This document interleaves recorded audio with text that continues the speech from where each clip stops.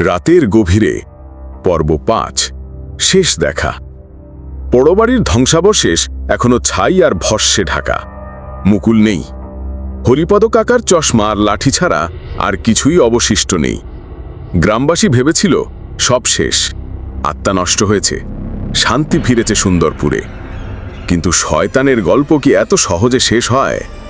২ সপ্তাহ পর গ্রামের ছোট্ট স্কুলে একটা অদ্ভুত ঘটনা ঘটে।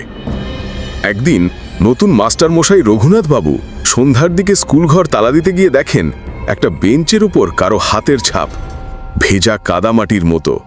কিন্তু স্কুলে তো সেদিন কেউ ছিল না। পরদিন রাতেও গ্রামের ২-১ হারিকেনের আলো দেখতে পায় পুড়ে যাওয়া পোড়ো বাড়ির ভিতর থেকে বেরিয়ে আসছে। আবার শুরু হলো রাতের ভয়। রঞ্জু এখন একটু বেশি সাহসী হয়ে গেছে।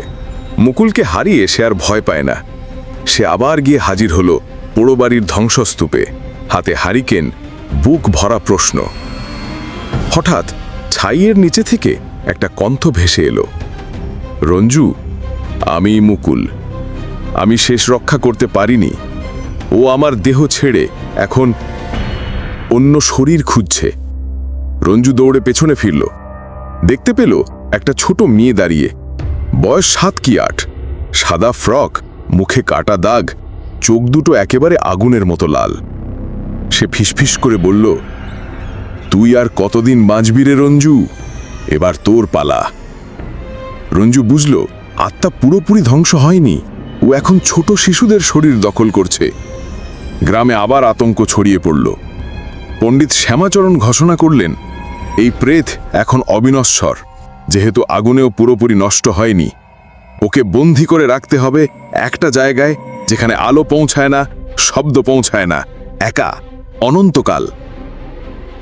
গ্রামবাসীরা মিলে সেই পোড়ো বাড়ির নিচে মাটি ঘুরে এক গভীর গর্ত তৈরি করল। আর এক রাতে সেই ছোট মেয়েটিকে ঘুমন্ত অবস্থায় ধরে এনে বাঁধা হলো লাল সুতা ও যজ্ঞের ছাই দিয়ে। গর্তের ভিতরে রাখা হলো তাকে, মাটির নিচে। শ্যামাচরণ কেবল বললেন, এটা শেষ দেখা আপাতত। ভয় লেগেছে? তাহলে এখনই দেরি না করে শুধু শুধু কমেন্ট না করে অনেক অনেক লাইক দাও।